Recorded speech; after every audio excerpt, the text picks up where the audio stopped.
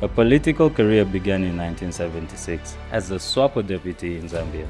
In 1978, she assumed the role of SWAPO chief representative in East Africa. 1990 marked her entry into the National Assembly. From 2000 to 2005, she served as the Minister of Women's Affairs and Child Welfare. Transitioning into the role of Minister of Information and Broadcasting from 2005 to 2010, she continued to lead with determination. In 2010, she took the responsibility of Minister of Environment and Tourism, showcasing her commitment to conservation. Elevated to Foreign Affairs Minister in 2012, she represented the nation globally. Recognized as Deputy Prime Minister in 2015, she continues to inspire, and today she stands as the Vice President of Namibia and the SWAPO presidential candidate. A journey marked by dedication, service, and a vision for a brighter future. Good day, fellow Namibians. My name is Otto Kalambula, and today I have the pleasure of being joined by Her Excellency, Vice President of Namibia, Vice President of SWAPO, and SWAPO presidential candidate, Ms. Netumbo Nandi-Ndaitwah. Thank you and welcome. No, you are welcome. I just want to understand, and maybe our fellow Namibians also want to understand, what was your inspiration to get into politics in your early livelihood? My inspiration and motivation to be involved in politics is influenced by so many factors. I can say the whole environment, the whole society around me, from my family at home, and then the community around, and all the political activities, particularly in the north where I was born and grew up, all have been really an inspiration. When I talk about in the home, we are a very big family, and we had one of our brothers who used to go on a contract labor system, where he has to save for many months. And you noted that when people from the contract comes, or when somebody really you say has gone for work, you expect the expectation in the family, particularly the young ones, because he was an elder brother, is so high. But then one realized that when he comes, you have a celebration the day he arrived, because he comes with a packet of sugar, packet of tea, maybe a loaf of bread, and a tin of jam, and that is it.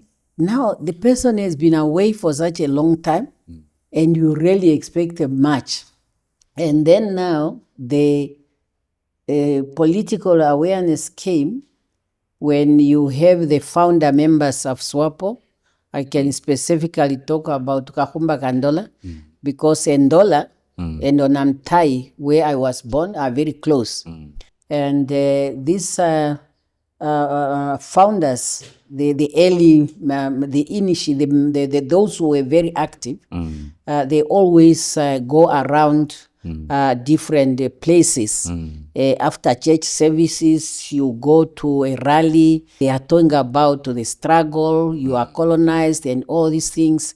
And as one is growing up also, then you start going to school, you see it yourself, you start to feel it, that no, you cannot. Particularly when we are now introduced, we have what is called the Bantu education, which was specifically for the black child, and then the Europeans, they have their own. And when you go to places like now, when Oshakati, for example, start to develop, you have different tellers for blacks and whites, even when you are in the shop. So all these things tells you, no, there's something wrong here. And I cannot really sit idle while others are struggling. So that is really how I was earlier motivated. To the point that when I went to the boarding school in 1966 is when then I even got my first card for SWAPO. Okay. So that is how early I started. And we start now as young people, they are mobilizing one another. And things became easier when there was what was called a Tanga Consultative Congress of SWAPO Party. Tanga is a town in Tanzania. Okay. So during that Congress, a decision was taken to form the wings. And that is where also now the SWAPO Youth League was established. So when we were informed, we got the message from the leadership in exile that now in the country we must establish wings. So they told us this now we establish the SWAPO Youth League, the Women's Council, the Elders Council. But for us as young people, we paid attention to our wing. So the SWAPO Youth League became very active. And that is the point when I was then elected by my comrades to be the chairperson of the chairman. That time we just chairman. The gender was not an issue. So we used to call chairman of the SWAPO Youth League in Ovamboland. Okay. So that became now my responsibility.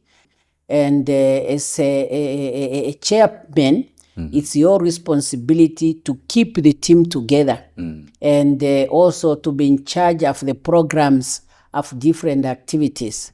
There was a year when there was the general worker strike. So the workers and the youth, we then started working together.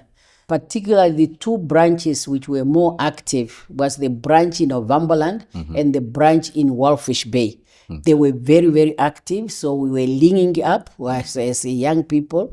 You have people like Ndali Kamati, Namolo, Shali, and Jerry Ekanjo. They were now in Walfish Bay. We were now coordinating, and our operation became very, very successful. So then there was now a time that now that the South Africans, they don't want to listen, we even planned to say that we should allow the lower schools to continue with their studies. By the high schools, particularly in Vamboland, Odibo, Ongwediwa, and Oshigambo, we were the one who were really organizing all this. And then we start having regular rallies taking place at different places until the South African regime decided to arrest people. Now, every time if you have somebody who address a rally, they go after that person. Then we draw up a program for us to say, no, we should really try to be very strategic so that you have a long time to do our mobilization. So there was something like mass arrest and so on, which many of us, including myself, we got arrested. And I remember in my case, when because I was very small, and the body-wise, very small, and when I appeared first time in the court, the lawyer, it was a lawyer from a law firm of Judge Olin.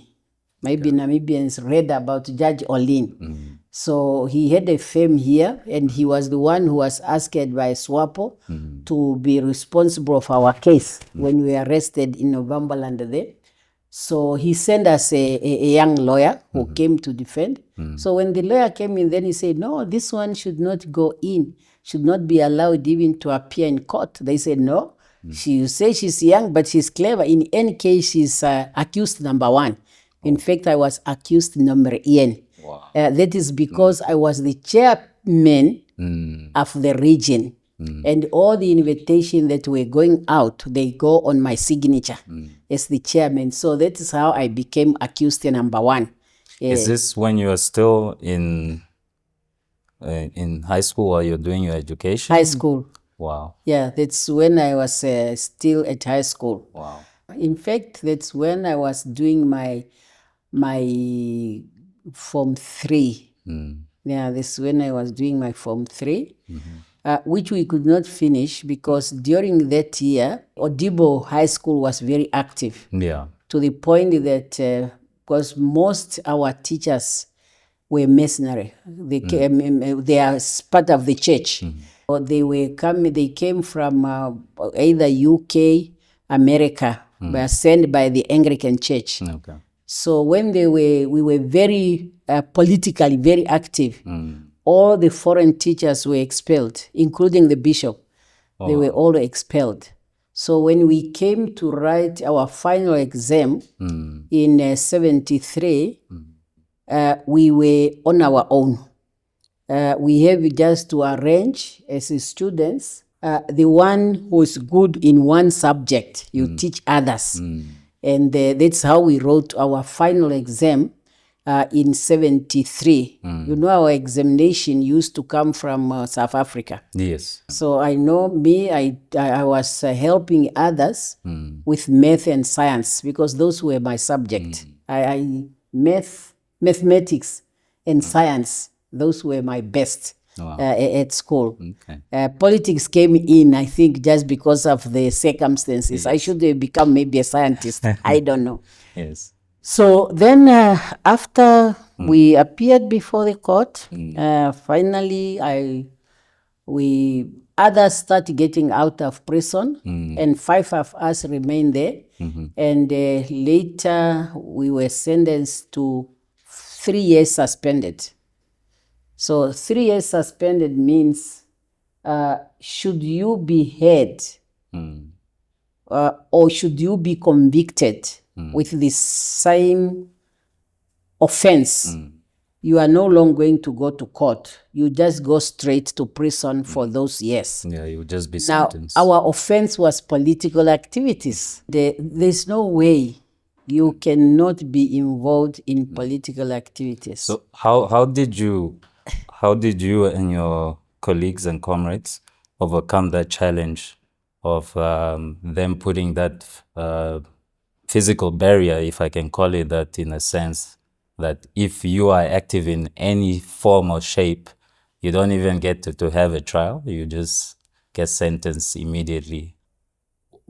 How did you guys come about to continue your activism, and what were the strategies that you put ahead to get away with being sentenced? We started having small meetings and motivate others, but that was not really going to be more effective in a way one wants is to be effective. And that's why we decided to go into exile. Okay. So 1974, I know from my school, I was the first person to leave, going into exile. And that day when I left, I could not continue with my studies because I've now finished the Form 3 at Odibo, which was the highest. And the other schools that were in Ovambo, where you can go, is either Oshigambo or Ongwediva.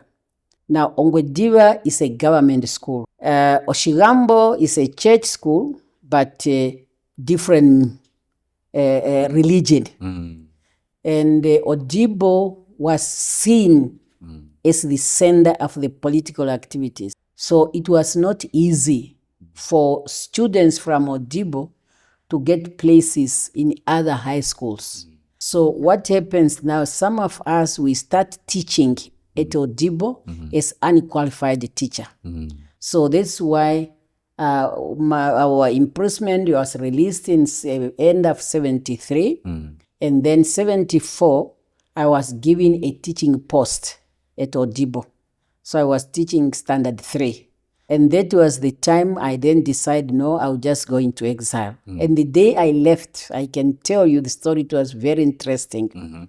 But because that day, there was going to be an excursion for the teachers to go to Tumeb during the June holiday. And they were now to go to Ondangwa to prepare their passes. All the teachers. Then for me, I've linked up with some of my colleagues, 4 of my colleagues, that we must find time to leave the country. So now when I heard the teachers were going to be out that day, I just told the principal that I don't feel like wanting to join the team, the excursion in Tsumeb.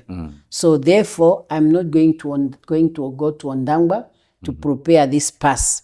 So I remained, and I was given out to say, fine, since you are the one who's remaining, take care of all the classes.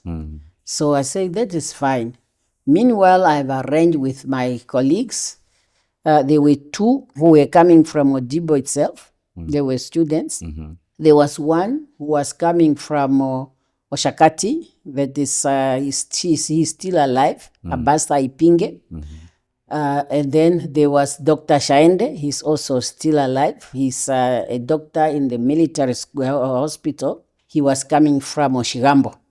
So I told them, I say, this is the day we must go because the Odibo is going to be quiet and we have to go via Angola, and Odibo is near Angola. So what I did when everybody left, I went to all classes and I tell them, tomorrow you are going to write a test. You should read from this page to this page. Every class I say you must read from this, just to keep the students quiet in classes. I really gave them a lot of work because I say you are going to have a test. And then I went to my room. Meanwhile, I prepared all my June examination papers, the question and answers for my class. And then I left everything on the table. So I left with 5 of us, my 4 boys and myself.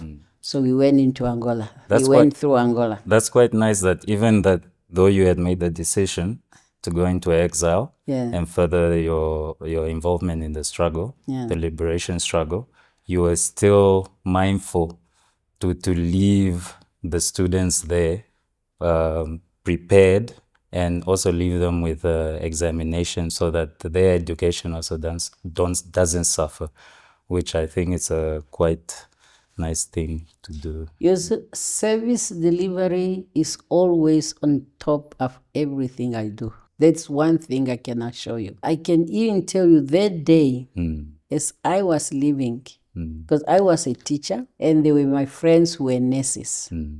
Now, nurses that day, they got their salary earlier. Now, one of my friends met me and said, Netumbo, where are you going? I said, I'm going to Oshikango. Oshikango was the sender, the main post office. Then she said, oh, we just got our salary, because we were getting our salary cash. We just got our salary. Can you please have my money and my book to go and deposit it? My goodness, now here I am. I don't want to tell her what is happening. So I took the money and the book. Then I say, what am I going to do now? First, if I take this money and the book, it might give me bad luck. And my idea was not to tell anybody. So then there was now the comrade, now he defected the party, who was the president of the Swamp Youth League. I was the chair, he was the president. And he used to work at the hospital. So I went there and I called him. I said, come. We went away, we talked. I said, comrade, as I'm talking to you now, I'm in Zambia. This other comrade gave me her money and her book. Please do me a favor, go to Oshikango, deposit this money, and keep this book for 7 days. Because I believe after 7 days, we have gone a distance. And that's what he did. So I left. That trip is a long one. Yeah. That one is long. Just to summarize your time maybe in Zambia. Yeah, that's where I just want to go. Yeah. So we took our long trip. We took us a month. Then we arrived in Zambia. In Zambia, when we arrived, again, there's a lot of things that happened there. We even went to the Maheba refugee camp. We were kept in a refugee camp, a refugee camp in Zambia. Finally, we were brought to Lusaka. There in Lusaka, when I arrived, I was made administrative secretary in the office of the SWAPO Secretary for Administration, Comrade Moses Garwab. May his soul rest in eternal peace. Then, as time went on, that's 74. Yeah. I went to, let me bring you back to Namibia. When Dr. Esha came as a special representative of the UN Secretary General to come and see the plight of Namibians, because now the struggle is being intensified. I was one of the leaders who met him, and I made a statement on behalf of the Namibian women to Dr. Esha. That was the first time I saw somebody writing shorthand. I was sitting next to his secretary, and it was just So the thing started here. They were. So then 74, I was part of the SWAPO delegation to the UN General Assembly, September 74. There was for the first time I addressed the decolonization committee on behalf of the Namibian people. So it was really something for me to represent Namibia at such a big international body. Then another responsibility then given to me was to be the deputy chief representative in Lusaka. Very interestingly, the issue of gender comes in. Maybe, you are just a young person, you are fresh coming from home, you are a woman, but then I was appointed as a deputy with no chief representative. But for me, I was just comfortable. I just do my work, and most of the work to do there is to look at the welfare of Namibians as they are arriving into exile. Because after we left, 5 of us, so many people then start coming. There was like an exodus of young Namibians coming into exile. And then Zambia at the time was the provincial headquarters. You see, all the offices we had in exile were called the provincial headquarters because the headquarters is in Windhoek. So my responsibility is to make sure that the people, they are given the food, they are given clothes, and the housing, how it's going to be arranged. And also for those who are coming from the front, wounded, they got their attention, they got the medical attention and so on. There are times that I have to go and receive our people at the border between Namibia and Botswana. I had an experience one day, just as the pontoon, because the crossing was on a boat, a pontoon. As the pontoon was now sailing into the river, then the South African on the other side, from the Caprivi, they just fired. We just say they people were running, lucky enough. I think they were just I don't know, because just as the pontoon was reaching the shore, then we hear the firing. Wow. People were running in different directions. Now I was trying to say, calm down, lay down, and all these things, but we managed. No one was hurt or in whatever. So as a chief representative, that has been my responsibility, working with other departments like education, sorting out those who are going to school, those who are going to the front. So this has been my responsibility in Zambia. Then I was transferred to Dar es Salaam, 1980. Dar es Salaam is the headquarters of the AU Liberation Committee. Now, the AU Liberation Committee is the body that mobilizes war material for liberation movement. And it's now my responsibility as the chief representative, in addition to link our country with the country in East Africa, We are also working with the Liberation Committee, what type of ammunitions are needed, what type of guns are needed. And then when the consignment comes through the port of Dar es Salaam, then working with the AU Liberation Committee, you have a responsibility to make sure that they are transported to Zambia, to Angola. Then because we moved our provincial headquarters from Lusaka to Luanda. Okay. So it moved to Luanda. So many of the consignments have to go to Luanda and all of this. So it was a very rewarding post, I must say. Yeah. I remember when we were having a shortage of uniforms at one point, and all the missions, SWAPO missions, were informed. So I engaged the government of Kenya, and I said that we short of uniforms. So I had to go to Nairobi. I stayed there for a month. We were in the laboratory to design the type of strong uniforms because some samples, what could be the best, looking at the condition in Angola and so on. Finally, we succeeded, and then uniforms were made by one company. It used to be called Manchester. And then when the consignment was over, the president of Kenya, Kenyatta, then gave me a plane and then flew the consignment to Lusaka, to Luanda and back. So that was my last posting. And then from there, I went to school until independence, came back now to independence. What would you say was during your time in Zambia and also in Kenya? In Dar es Salaam. In Dar es Salaam, sorry, in Tanzania. What would you say was a key experience or key experiences that you take away that shaped you for the future and the present?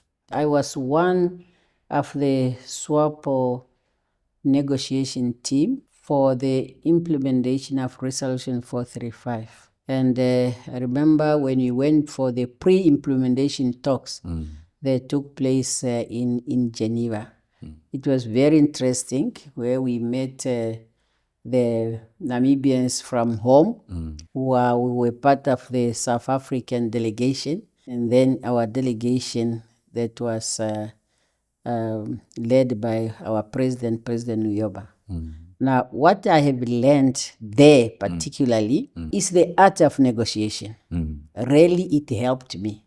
And I believe that art of negotiation has motivated me when I was finally sent for further studies, that I decided to do international relations, which ended with my master's degree on diplomacy.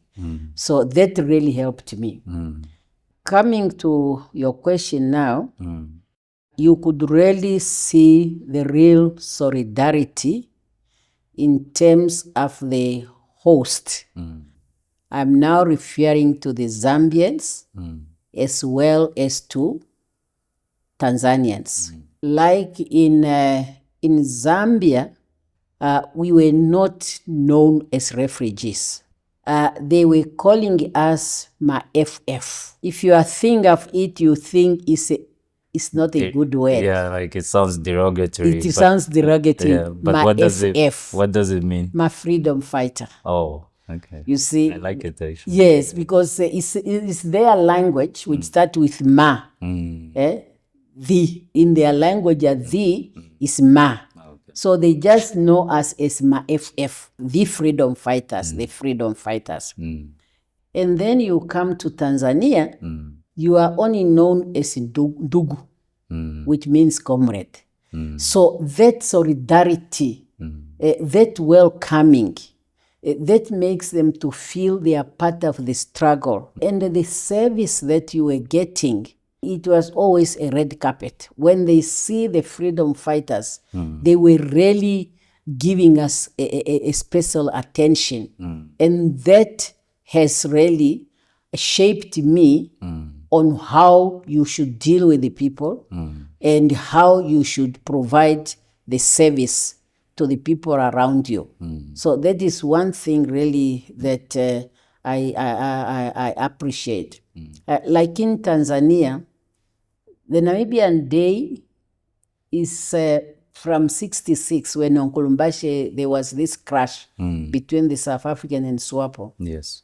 And all the 5 years I've been in Tanzania as a chief representative, every year on the 26th, we have a celebration. And the Nyerere, the president, make it a point to be the main speaker. So that really, it tells you the caring of a person and what it means to be the camaraderie there and so on. Yeah. So those is really, and we were really well received. We were just at home, and that helps a lot.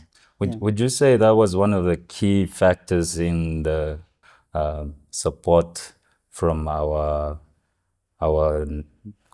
fellow African nations? And if there are any others, is there any other key factors that, in your experience, you might have come across that we might not know, or you feel like you need to highlight during the struggle? Yeah, the other one is the teamwork. When the Southern African countries put up what was called the frontline state in Nigeria, Nigeria very far there, also joined. And that was a body that was to provide advice and concrete support to the liberation struggle in Southern Africa. And it has worked very well. At the UN, they really became a force. And the African group at the United Nations also became a very strong force in terms of fighting for liberation. During our struggle, there were very few countries, maybe two, I will not mention, who did not very much fully participated. There's even a country that, because the AU Liberation Committee, it was getting money from AU member states. And that was the money they were using to buy arms and hardware required by liberation movement. And every African country, they were making annual contribution. So that solidarity, that teamwork helps a lot. And of course, in Europe, there was quite a number of solidarity groups with the people of Namibia, with the people of South Africa, with the people of Mozambique. They were just aligning themselves to specific countries. So this is another thing. And you have now, like the socialist countries, the Soviet Union mostly has been very fundamental. Then you have Cuba, who finally came in even physically with the Cuban army. And that's why I think Namibians, they should not forget Cuba at all. That country has really sacrificed for this country to be independent. Our relationship is linked with blood. So that is very, very important. You know, SWAPO's basic principle is solidarity, freedom, and justice. And when I look at all what these countries have been doing for us, that reinforces my belief in these three SWAPO basic principles. And every time, up to now, I believe in the future, they will be my guiding principle. In everything I do, I must think of solidarity, which means sharing. Don't think of a job, think of a service, in the sense that your mind is freed so that you do what is right. So that is what really the freedom in the context of the SWAPO basic principle. And for me, those who continue to be my guiding principle. And that's why even when Namibia got independence, and then I'm given different responsibility, everything I think what I'm doing, what impact would it make in the life of a Namibian person? What impact does it make in the life of a world citizen? So that's why, as a deputy minister of foreign affairs, when Namibia was elected to the Security Council, our Minister of Foreign Affairs, then Comrade Theo Ben Gurirab, may he so rest in eternal peace, he asked me, Netumbo, we are now elected into the Security Council. What do you think we should take there? Immediately what came into my mind, I know where I came from.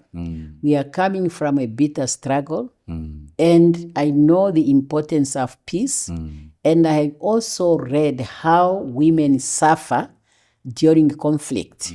So I say, let us discuss the issue of women and peace.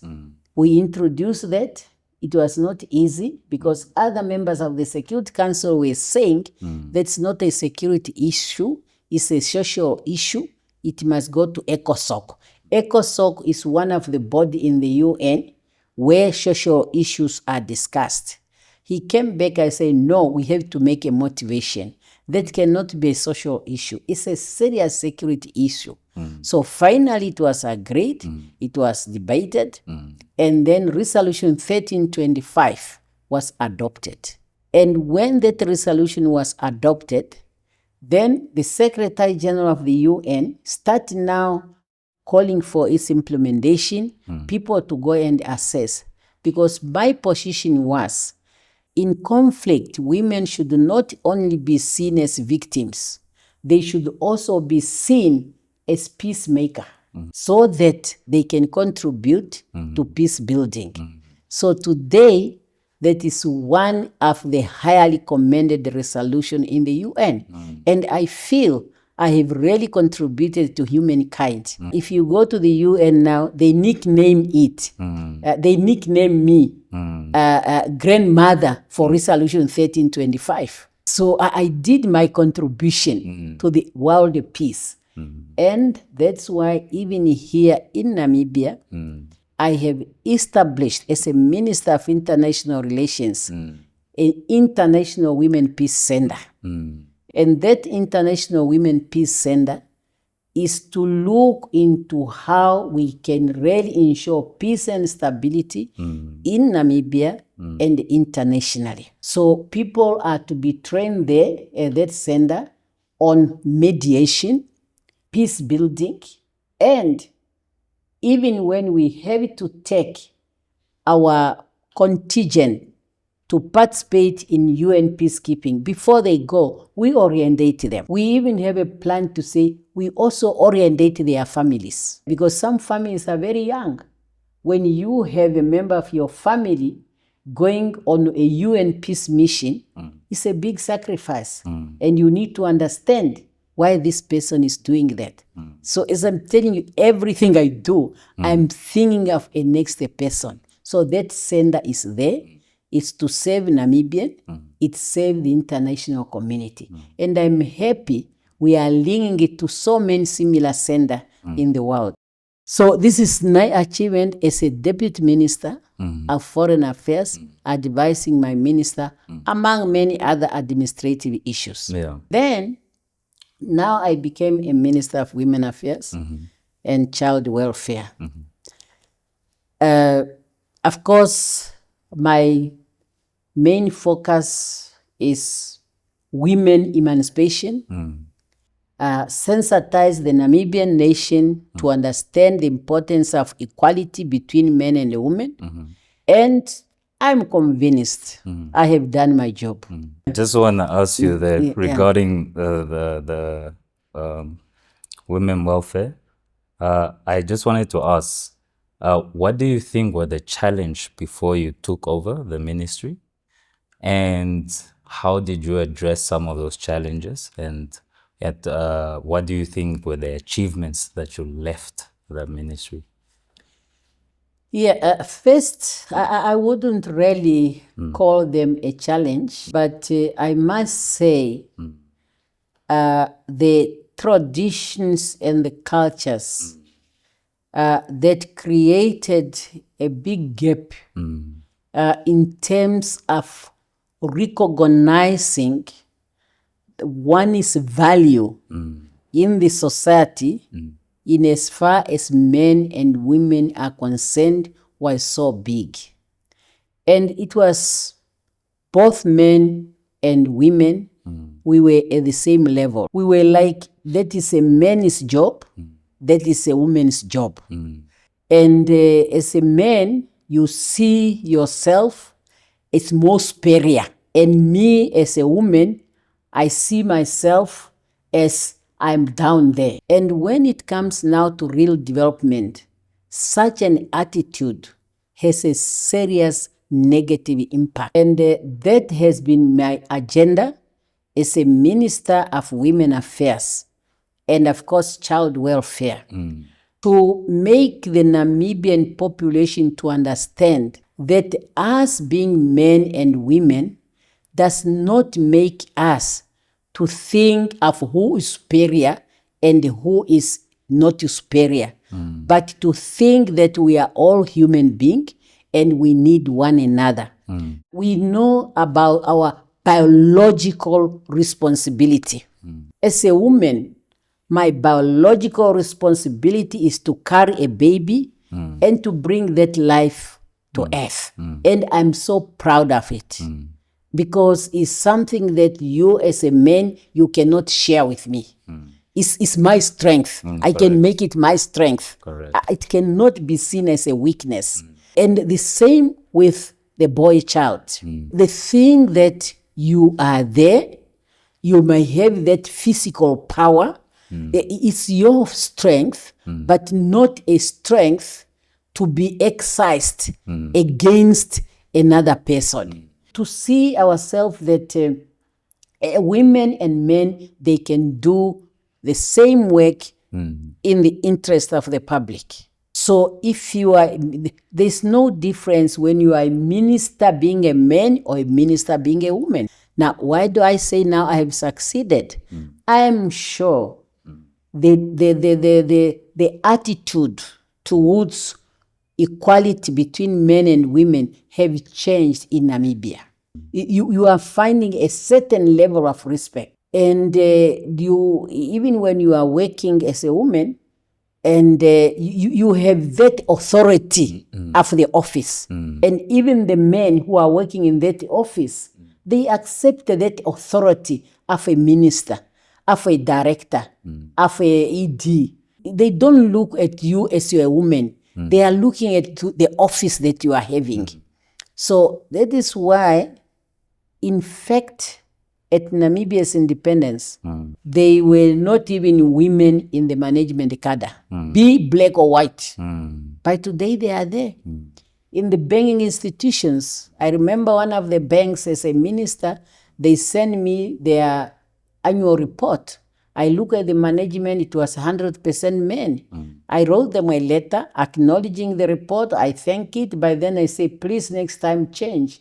Your management must have a balance. Today, they have changed. Our parliament today is 50-50 women. And this is because the SWAPO party has adopted this zebra list. So I worked on that one. No one can take that away from me. I know it was Married Person Equality Act, which I remember when it was passed, I got a job before my husband as a deputy minister. And I had only one child then. So I had to apply for my medical aid to the Minister of Finance. Then the report came to say it's only me and my son who can be on my medical aid because my husband cannot go in because I'm not the head of the household. Because that was how the law was. Yeah, at the time, yeah. That only a man who can be a head of the household. And according to the law we found here, a woman cannot have dependence. So then they refused to put my husband in the medical aid. I wrote a letter to Minister Herigol, may his soul rest in eternal peace. I really went to the dictionary and explained what does the dictionary say about a head of household. It says, I still remember that, a person who's working to earn a salary and sustain a family. I say, I'm the one who's working, I'm earning a salary, I'm sustaining my family, so I'm a head of household. So therefore, put my husband in the medical aid. How can I be in the house? I'm in the medical aid, my husband is not. That issue became a cabinet discussion. Today, thanks to Netumbo, women can have their husbands in their medical aid on one condition, and that one I agree when we were discussing, because you also don't want the government to be exploited. Yes. You might have a civil servant married by a chief executive officer of a big company, and then to save their money in their company, they'll put the family on the government medical aid. So now it's made conditional that the medical aid should go into the name of the one having the highest salary. But at least that one I agree. Yeah. You have to be having a balance. So Namibian women, Namibians must know that change has come because Netumbo complained and then fought for it as part of gender equality between men and women. That's what I can say among many other things. When it comes to the children, because I told you whenever I'm in the office, I'm looking at the service. At the time of Namibia's independence, there were quite a number of white pre-primary schools. But when we got independence, it became difficult because we cannot have them for only whites, but it should be countrywide. But since the country is big, we just started at grade 1. That's where the government take over. So as a minister of women affairs, my first statement, I said I will do my best not to leave this ministry before we introduce pre-primary back into the whole system.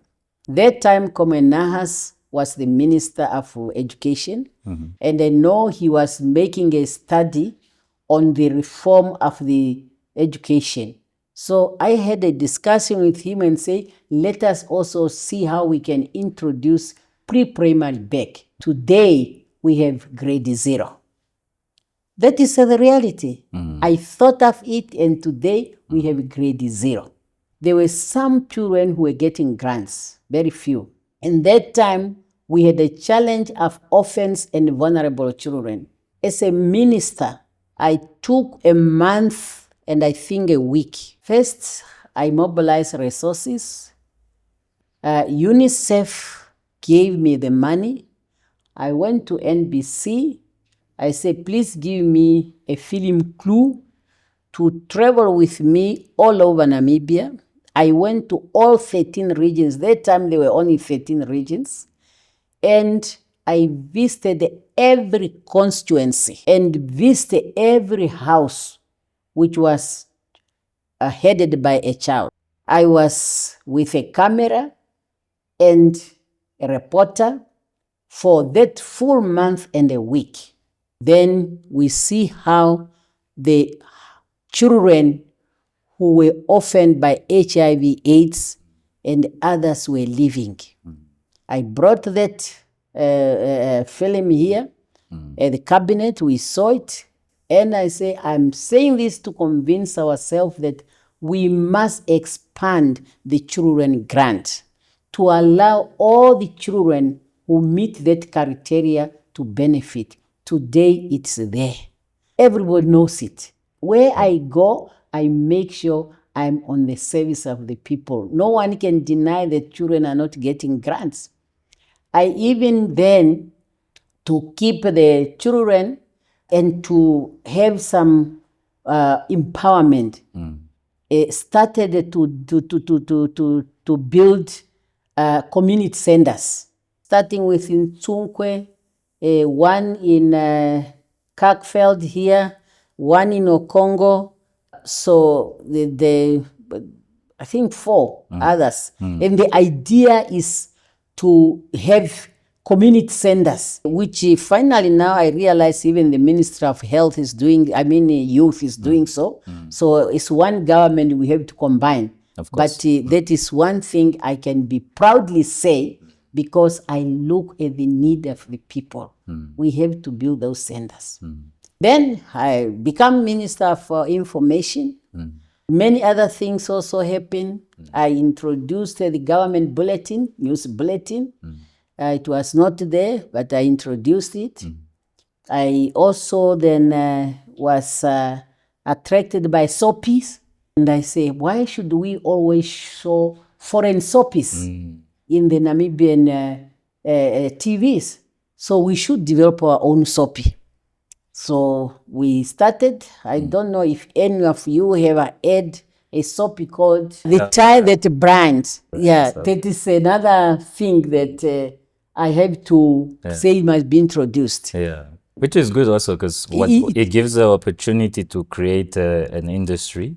Yes. And also promote a film industry, which also promotes jobs and self-delivery and participation of Namibian people, rather than just exporting all those things. So I think that's really fantastic. Say that again, because my idea as a Minister of Information was to build the whole creative industry.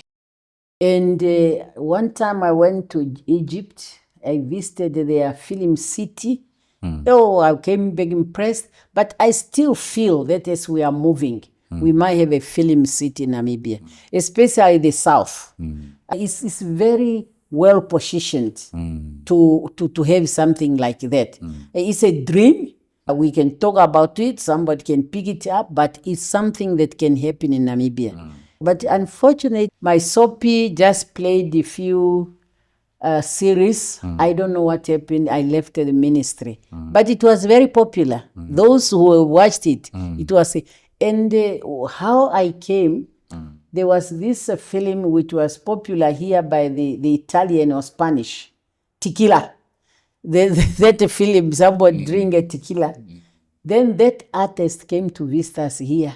The person does not even say good morning. He was just speaking Spanish. Yeah. It's when I came to say, no, we should have our own soapies. So everywhere I go, I think of saving. Then information again. Tungwe, we know that that's where the mostly inhabited by our San community. And they never had their language spoken on the radio.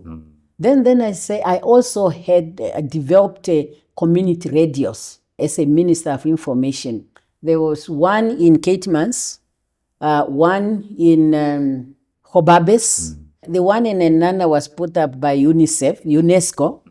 But then we opened NBC station in Tungwe. And I went there, I inaugurated, because I said, no, we cannot really allow the people there not to hear their language coming from the radio.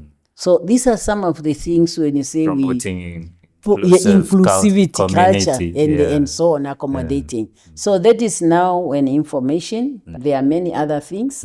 Environment really, it's one of the best ministry for me, for the ministries which I served.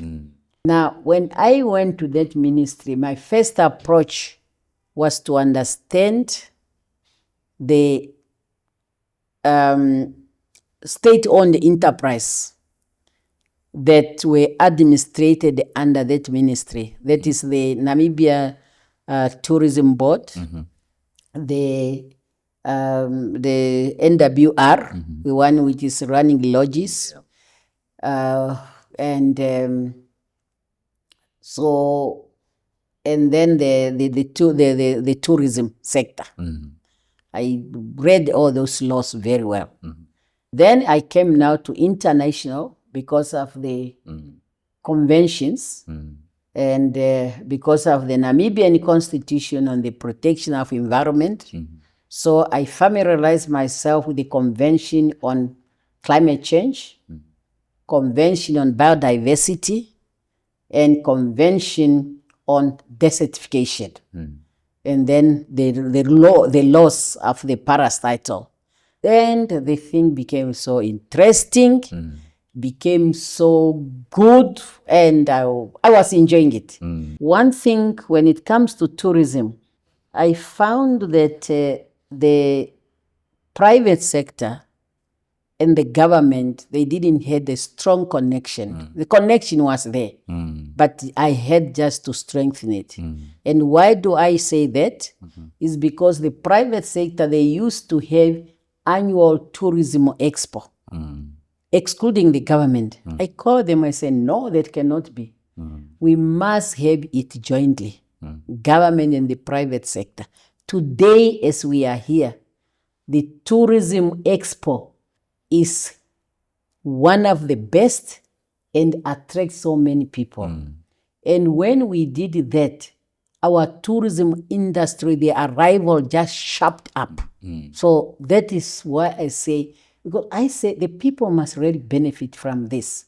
It's a sector that cannot be managed.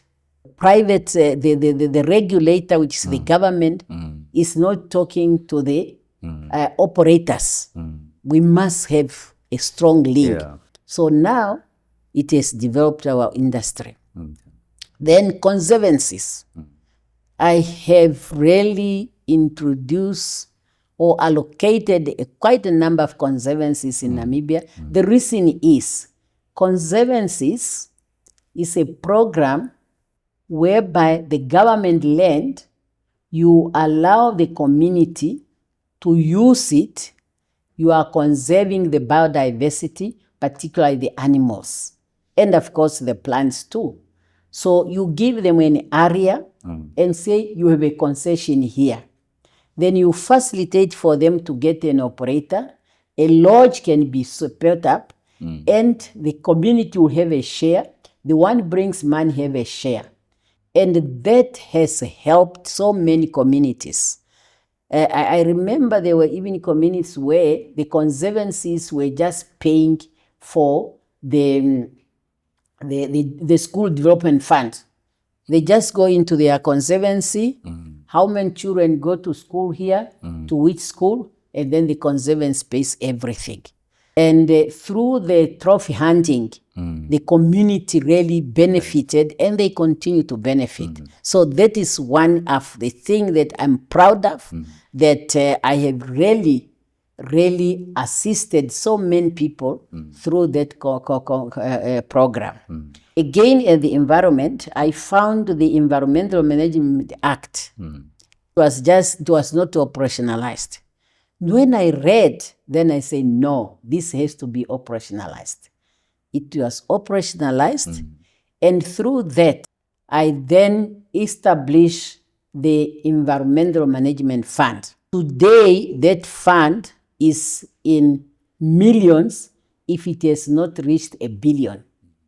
And when you hear the Ministry of Environment supporting community project here, water here and here, that is Netumbo established funds. I know when I was appointing the Chief Executive Officer, Mr. Libanda, he was very young. That fund is too big. How can you give it to a young person? I say he will manage it. I will be there to guide him, and I'm so proud of what he did. To the point that currently the Namibian Environmental Fund is a fund that is accredited with the Green Climate Fund. And the countries that want to access the Green Climate Fund, particularly in the region, they could be referred to the Namibia Environmental Management Fund to be helped on how they can access money from the Green Climate Fund. So all these are my initiative. I say I always think of the people. And if I have to go back, maybe you can talk about the Beijing Platform of Action. You remember the Beijing Conference? Yes. The Beijing Conference, I was the chief negotiator for the African group. of that Beijing conference. And I could know almost word by word what is needed there. At one point, we stuck on the issue of gender. What is gender and so on? It was given to Namibia to chair a committee in order to solve the problem under my leadership. And when the conference took place, I was the rapporteur general of the conference. And there, because, you know, when you are a small country like Namibia, you must push yourself for your country to be up there. No, 100%. So, and that is why Namibia is a highly respected internationally. And again, as a Minister of Environment and Tourism, we were discussing this genetical resources. Genetical resources is like our plants when they made medicinal and so on. So the developing countries, they just come in, take these plants, they do their medicine, and we don't benefit anything. So now, in accordance to the UN Convention on Biodiversity, we then develop the Nagoya, the protocol on genetical resources, which will now dictate that if a country make a resources from a specific country, a specific community, that community should have permanent benefit from whatever is coming there. And that is that instrument which I was the chief negotiator for the African group when we were negotiating that instrument.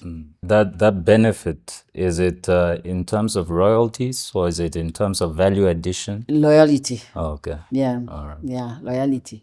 And in Namibia, the Minister of Environment really become high up there. And it has to be like that. 100%. Because everything we do is on the environment.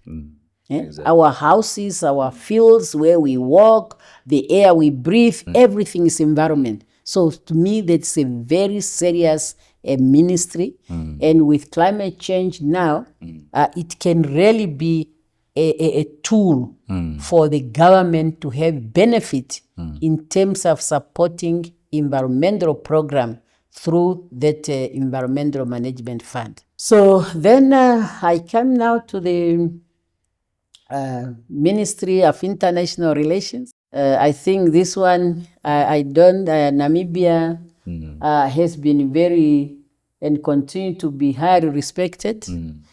I remember like at SADC level, SADC, you have SADC and you have SADC organ on defense and politics. And countries can only serve for 1 year. It's a rotational. But when Namibia became a chair of the organ during the time of President Pohamba, and I was a Minister of Foreign Affairs, we were chair during the big program in Madagascar. I literally have to relocate and lived in Madagascar just to manage the situation on behalf of SADC. And after our term came to an end, the SADC felt that let Namibia continue. I think we are the one who have a record having served as chair of the organ 3 years consecutive. And I was the one chairing. So these are some of that is my international input in as far as Namibia is concerned. So this is now at the Minister of in Foreign Affairs and International Relations. And those are the programs that I can talk about.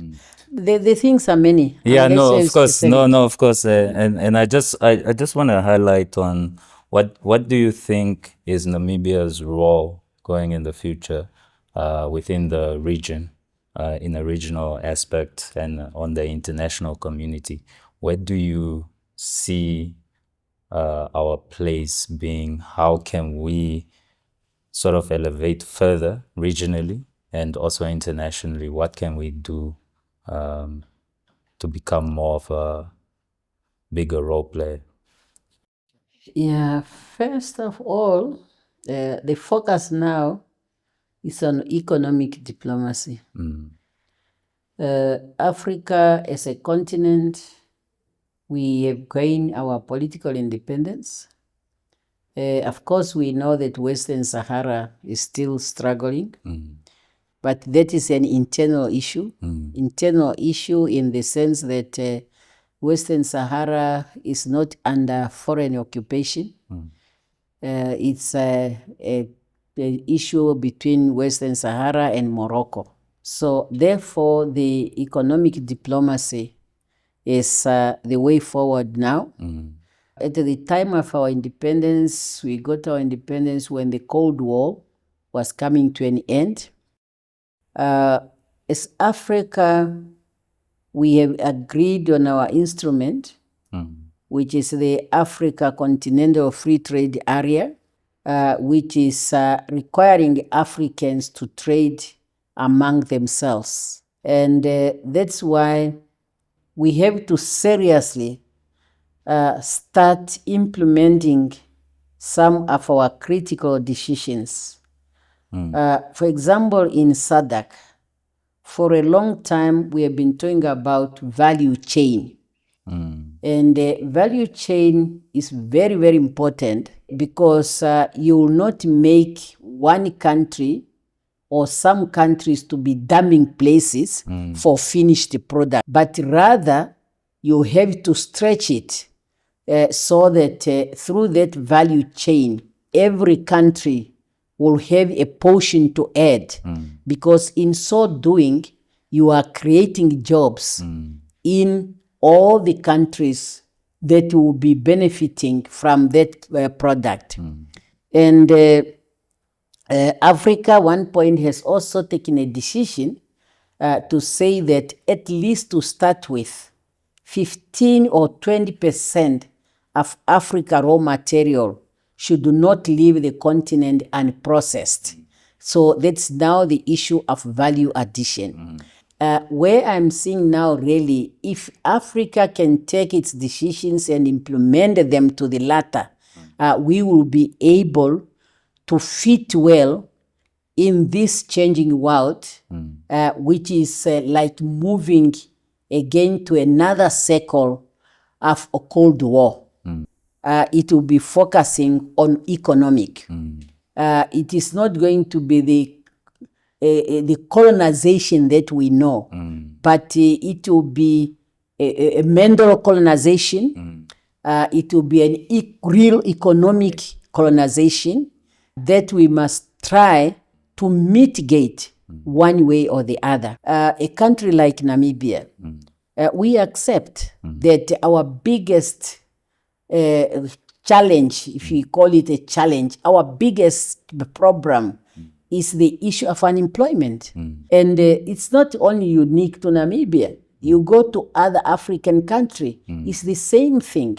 Because why African young people have to rescue their lives on high sea trying to go to Europe? They are basically following their job that we are transporting when we are sending the African raw material to Europe unprocessed. So we need really to work together. And under Agenda 2063, which is Africa's developmental map or mechanism, there is quite a number of demand of economic cooperation among African countries. Now, if we have to take that serious, definitely the Africans will be able to take care of themselves. And it has to start with individual country. If every country say, I abandon my all activities, I will link all my activities to the Africa Agenda 2063, we'll be able to make good progress. So that is why this year, our theme for election, and that is not just really a mere theme, it's a clear vision. And it has to be a guiding thing based on our basic principles of solidarity, freedom, and justice. Our theme, which is unity in diversity. You cannot do anything if you are not united. And that's why at the country level, at the sub-regional level, at the continental level, we need to be united.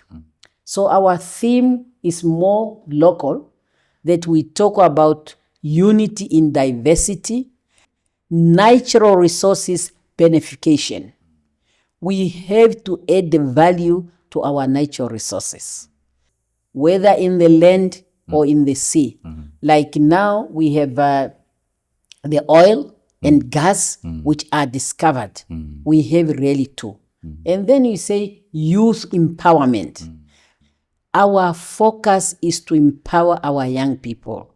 And when we talk about empowering the young people, not just to create jobs for them, but to make them, they should be the job creators. So we must just create an environment for them to be more innovative and then to be in charge of their own natural resources. These natural resources are ours. I don't know why some people want to make a debate. They belong to Namibians. But we know we might not have a money to invest. But if you don't have the money, it does not mean this thing does not belong to you. You have to take advantage of you having that critical resources and see how you can balance with the one who's bringing in the money. So he cannot do anything if my resource is not there. So this is what should be the attitude in the whole continent if we have to make progress. So natural resources benefication for youth empowerment and sustainable development. Unless really we make use of our resources, we will not bring about prosperity, which will mean sustainable development. So that is really where I'm seeing Africa. Currently, resources are being discovered. I don't even want to believe they are discovered. They knew. They are just now saying it's here because they wanted them. And we should really be strong enough, not just allow them to come and take. And united. We must be united. And our young people, they must really be alert.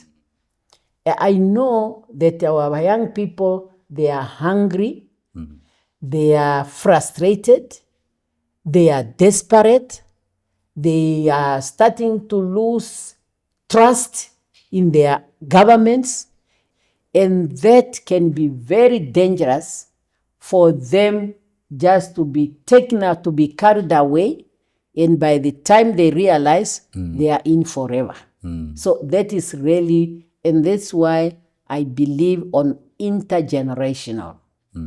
And that's why I believe on engagement between generations so that we can live in harmony and make sure that we sustain our future. So I'm seeing Africa, if we are not united, if we are not doing the same things, what we are saying, we will end up to be back under colonial occupation in a different way. And we have to be careful also with the communication technology, the social media. It can easily false information, yes, manipulation, mental manipulation can be there. It's really, it's so sad.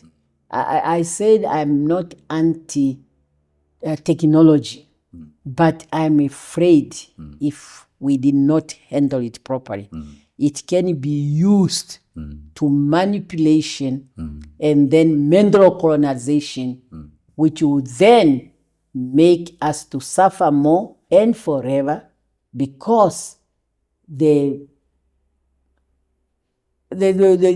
can't pinpoint that these are occupying my territory. Exactly. Like how it was easy for us to identify our colonizer, and then the whole world has to come to our support. If you have any advice for young people and future leaders of this nation, what would it be? And what would you say to the young Namibian like myself and so many others that are in the country? You see, one time I went to China, and everywhere you go, the Chinese are just like telling you the same thing. Then I say, how did you manage this? And then they say, for us, we are very cultural. And the terms which are used by our forefathers, they remain very strong to us. Now, if, for example, you know that we say, I hearken now, I don't know these terms in English. You are the own protector of what you are having. So our young people, they have to see them in that context. And then they say, your mother is just your mother. So, which means your country is just your country. And whatever problem in this country cannot be solved by outsiders. We have to solve it ourselves.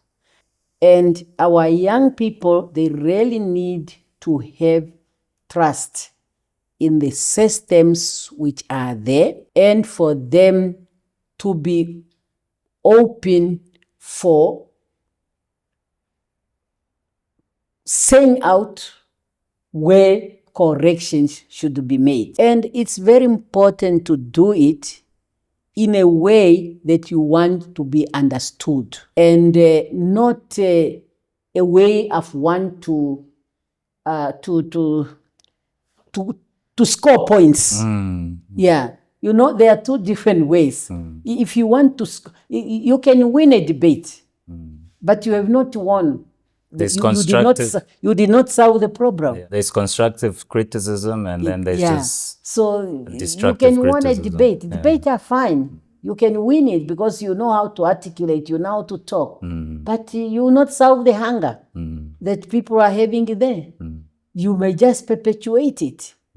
You just perpetuate it. Like now, when one says the SWAP government has not done anything, are you really serious to say we have not done anything? If you compare over 100 years, some are saying the colonizers were better. This country has been colonized for 100 years. And talk about education. At the time of our independence, only 60% of Namibians have access to education. Sub 1, sub B. Today we are talking about 90-80%. They have access to education. At the time of our independence, our health facilities here were just like maybe 200 or what. Today they are over 500. Our schools were just like 1,000. Today they are over 2,000. And still you think, we know that now that many people have access to education, we must concentrate on quality. That's where we should concentrate. And it does not really help that you want every time to start. And that is one thing that Africa has suffered. That when you have one administration is coming, then they feel others have not done anything. They think they are starting, they will not do anything. You must build on what is there. It's only then you can move. The foundation. The foundation. Africa is now locked into this thing of democracy. Look at America, how many political parties? 2. And in Africa, you go to one African country, 60 political parties. A country small like Namibia, maybe 16, 20 political parties. We must really, as young people, you must calm down, analyze the situation, and see where you want your country to be. These things which are coming, the more political party, the better. Why it's not better for America?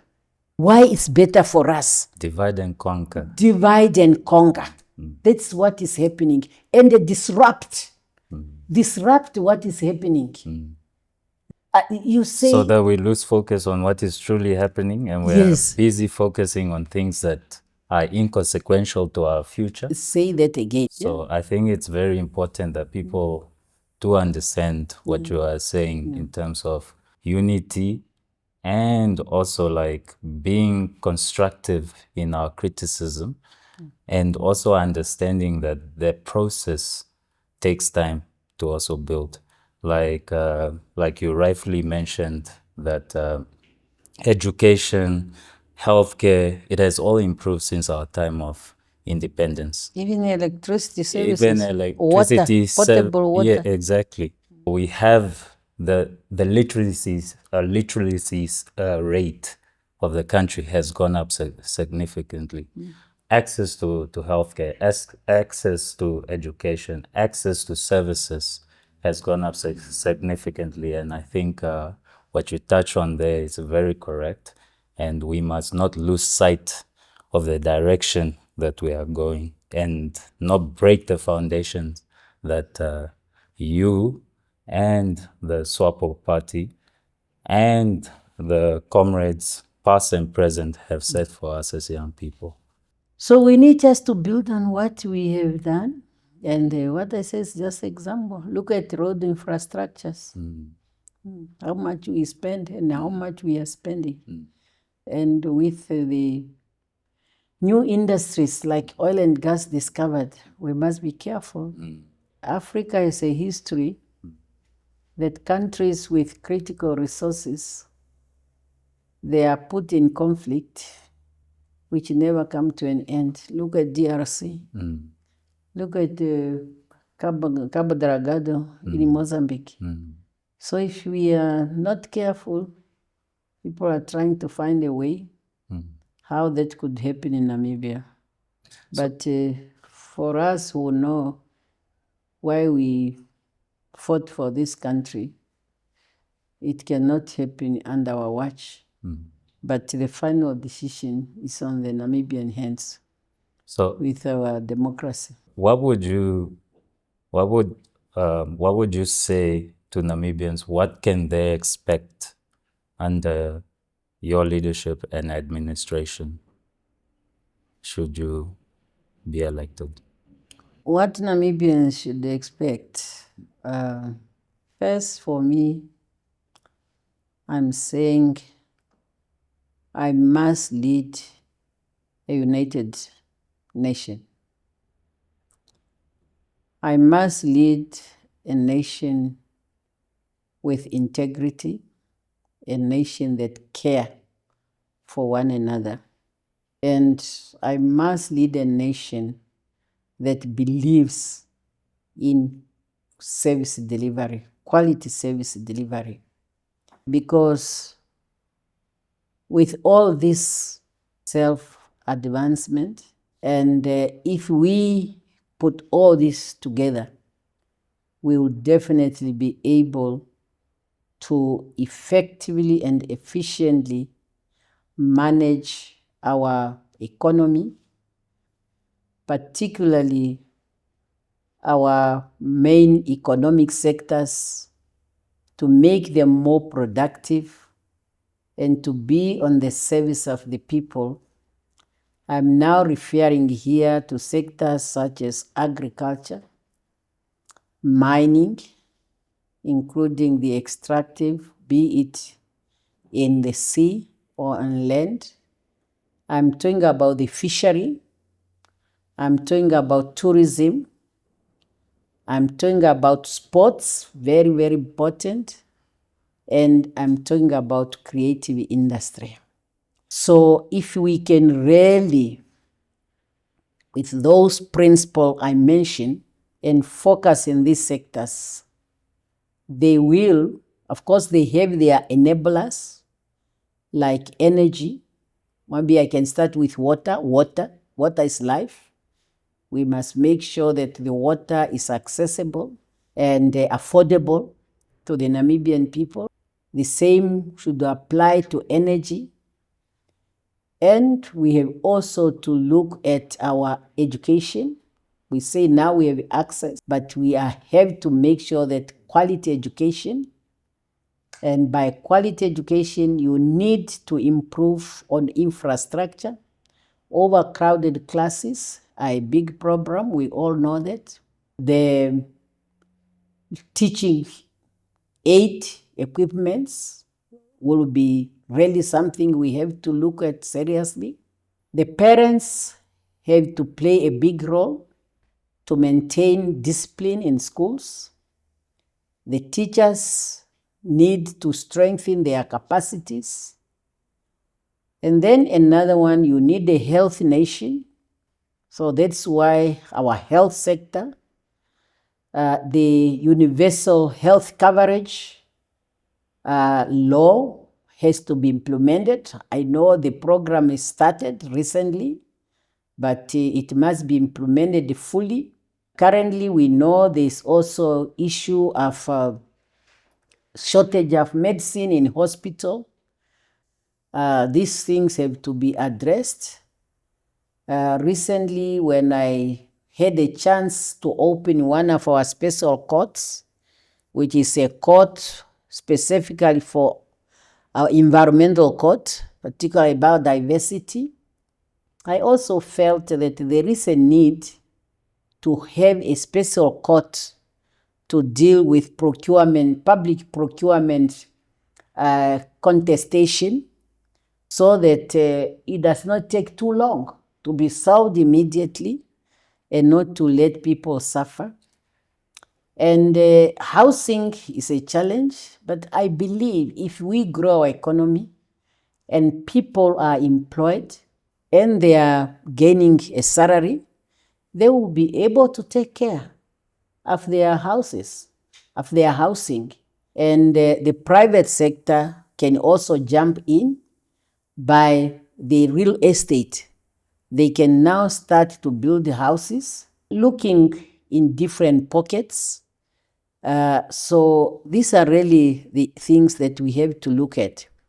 By to close it up is just to say I'm seeing a prosperous Namibia.